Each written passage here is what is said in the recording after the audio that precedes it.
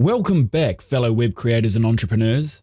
In this tutorial, we'll cover how to fade text in and out in Adobe Premiere.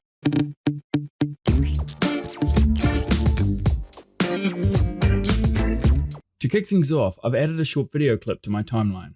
To begin, select the Type tool and click anywhere on your preview window to type your text. Now back on your timeline, drag the edge of your text clip to match the video's length. Now pop over to your effects panel and type cross dissolve in the search box. Now drag the cross dissolve effect onto the start of your text clip.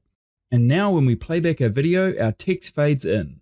To change the duration of the fade, simply drag the end of the fade outward and the fade will take longer to come in.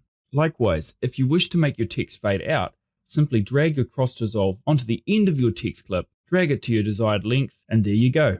And that's it for this tutorial. I hope you learned something new. Thanks for watching, and I look forward to seeing you again soon.